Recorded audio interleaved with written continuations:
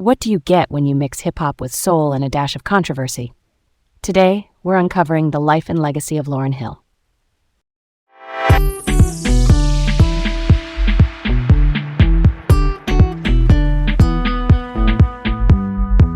Hi, I'm Leah, feeling curious and ready to dive into today's topic. And I'm Garrett, excited to explore with you today.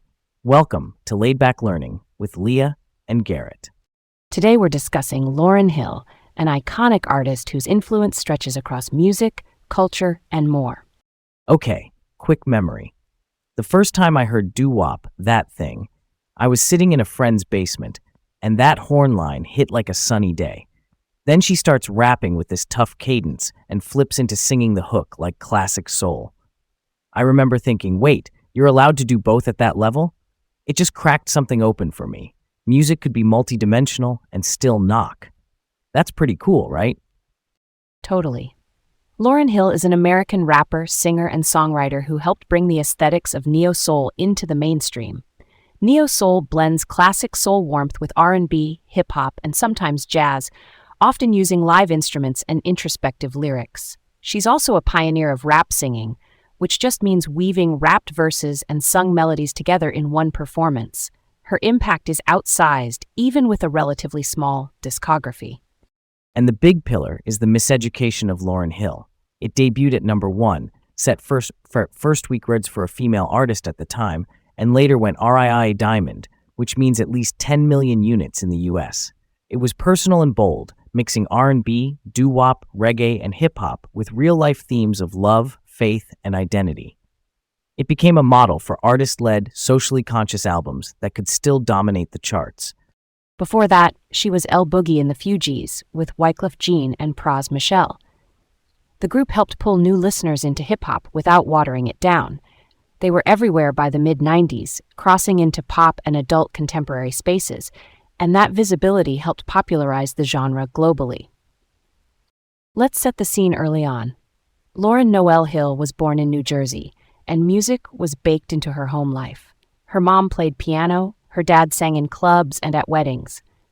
She grew up listening to Curtis Mayfield, Stevie Wonder, Aretha Franklin, Gladys Knight, and she wore out Marvin Gaye's What's Going On. In school, she was that high-achieving kid who did everything, from athletics to violin and dance, and she even founded a gospel choir. That broad base shows up later in how she arranges and performs. As a teen, she was already performing under pressure. In the late 80s, she did amateur night at the Apollo, singing Smokey Robinson's Who's Lovin' You. The Apollo crowd can be brutally honest, but she turned them around by the end. Then in 1991, she lands a recurring role on the soap As the World Turns as Kira Johnson. Here's the kicker. She used that acting income to help fund early Fugees work. That's the definition of betting on yourself. Right, and in 1993, she co-stars in Sister Act 2 with Whoopi Goldberg. She sings His Eye is on the Sparrow with Tanya Blount, and she improvised a rap on set according to director Bill Duke. Roger Ebert praised her voice. Same year, the Fugees signed to Columbia and Rough House Records. Their debut, Blunted on Reality, in 1994 didn't take off, but you can hear Hill's rapping stand out on Some Seek Stardom. Management was pushing a gangsta posture that didn't fit them, so they pivoted. Then, 1996 hits, and the score changes everything. It's number 1 on the Billboard 200, spends over half a year in the top 10, and sells about 20 million worldwide. Singles like Fugila, Ready or Not, No Woman, No Cry, and of course Killing Me Softly, where her voice and rap interplay kind of become the group's signature. It felt like an alternative to the dominant gangsta narratives of the time, and critics loved it. Now the solo pivot. Late 1997 through mid-1998, Hill records The Miseducation at Tuff Gong Studios in Jamaica. Tuff Gong is Bob Marley's studio, and that heritage matters here. She brings in D'Angelo, Carlos Santana, Mary J. Blige, and a then-unknown John Legend on piano. She deliberately used human, non-programmed textures like harps, organs, clarinets, and timpani to make the record feel warm and alive. It was a choice against the overly quantized, the perfectly robotic production of the era. Why lean so hard into live sound when polished beats were winning? Because it fit the message. The album's title frames miseducation as unlearning what institutions teach, then relearning self-love and identity. You can hear that in To Zion, written during her first pregnancy, where she chooses motherhood despite career pressure, and in X Factor, where the grain of her alto just carries the heartbreak. Doo-wop. That thing debuted at #1 on the Hot 100, and the album did too, lightning in both hands. Critically, it's huge. Pass and Jop, the big critics poll from The Village Voice, places the album and the single near the top in 1998. Over time, it gets RIAA Diamond, and years later, tops Apple Music's 100 Best Albums list. Around the same moment, the New Arc Collective, a team of collaborators, sues over songwriting and production credits. That raises a long-standing question in R&B and hip-hop: what counts as songwriting versus arrangement or studio collaboration? Yeah, and Gordon Williams, the engineer and mixer on the project, has said the album reflected Hill's singular vision. The lawsuit settled in 2001, out of court, so the public record is limited. But it foreshadows today's credit debates. At the same time, awards rained down. In 1999, she became the first rapper to win Album of the Year at the Grammys and the first woman to win 5 awards in one night. She also co-won Album of the Year as a producer on Santana's Supernatural, and she wrote A Rose is Still a Rose for Aretha Franklin. That's range. Her influence echoes far beyond charts. She popularized the rap-singing hybrid that's everywhere now. She ends up on Rolling Stone's 200 Greatest Singers and VH1's 100 Women in Music, and she's the only woman listed on Billboard's 10 Greatest Rappers and MTV's 2006 Greatest MCs. She also becomes the first rapper to grace the cover of Time magazine. That's a signal that hip-hop wasn't just knocking at the door anymore. It was in the living room. The path after that is more jagged. She records MTV Unplugged number 2.0 in 2001-2002. For anyone new to Unplugged, it's a stripped-down, mostly acoustic performance series. The set is just voice and guitar. Critics split. Some called it raw truth. Others called it a breakdown.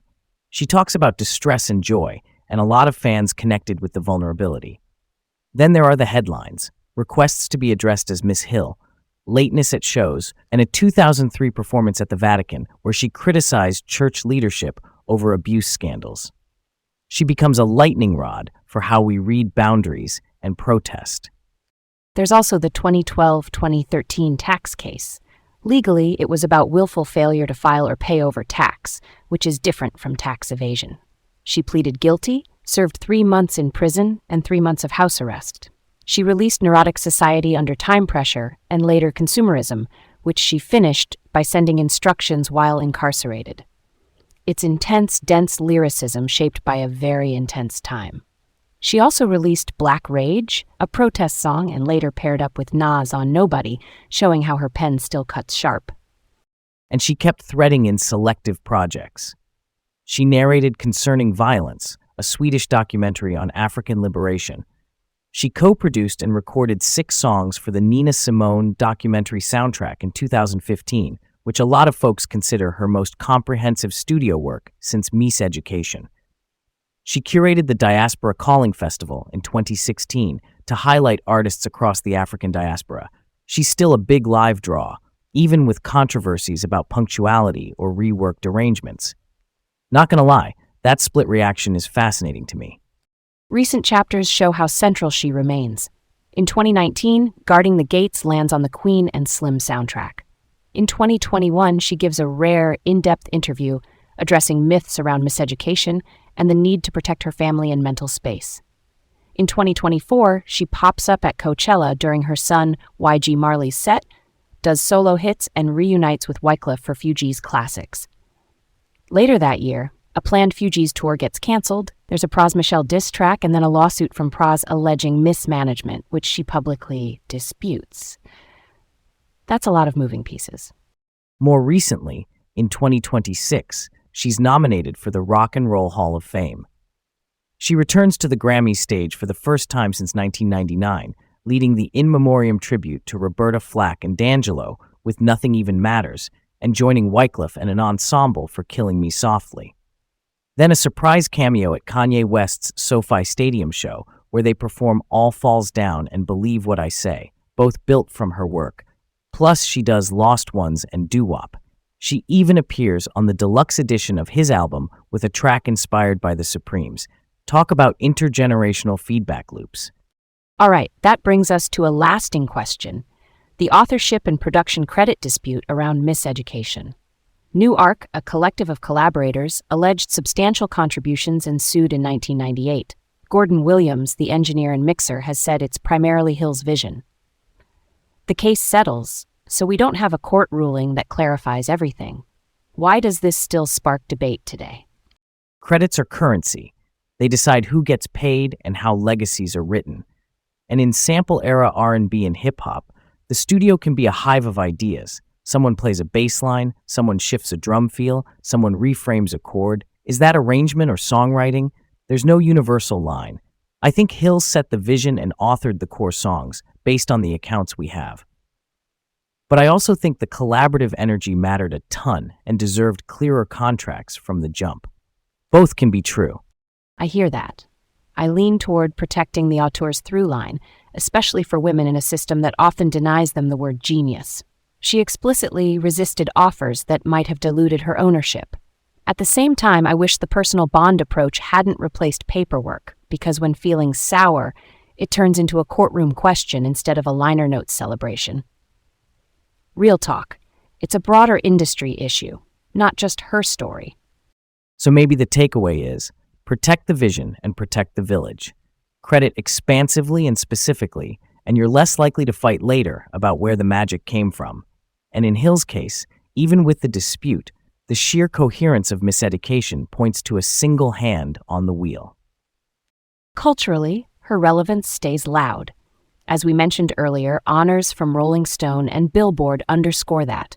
Kanye West built All Falls Down from her Mystery of Iniquity, which is called an interpolation. That's when you re-record or recreate part of a song rather than sampling the original audio. She continues to pop up in high-profile moments that remind new listeners where those melodies and cadences started. What if the Fugees had never split in 1997 and dropped a third album at their peak? I think we get a stronger mainstream push for rap-singing hybrids even earlier. Maybe labels double down on groups that fuse live instrumentation with hip-hop, and the late 90s soundscape leans more toward conscience and melody than toward maximalist bling or hard-edged narratives. That's something to chew on, huh? I can see that. If they'd stayed aligned, their cross-demographic pull might have shifted radio formats. Imagine more Ready or Not type singles shaping daytime playlists, nudging programmers towards smoother grooves and global textures. Also, Hill's rap singing style could have set an even clearer template for women MCs navigating melody and bars, which might have changed who labels invested in by the early 2000s. But there's a flip side. Group chemistry is fragile. Their personal dynamics were complicated. If those tensions stayed unresolved, a third album might have sounded forced, or touring could have imploded. In that scenario, the legend of the two-album arc maybe shines brighter than a messy third chapter. That's a curveball to consider. True, and without the split, we might not get Miseducation in that exact form. The classroom interludes, the orchestral palette, the intimate letters to self and family. Her solo compass guided that. So in the alternate timeline, we gain more Fugees, but we risk losing the concentrated brilliance that anchored an entire generation of artist-led albums. That one gave me chills to picture, honestly. Thanks for joining us on this journey. Stay curious, and we'll catch you next time on Laid Back Learning with Leah and Garrett.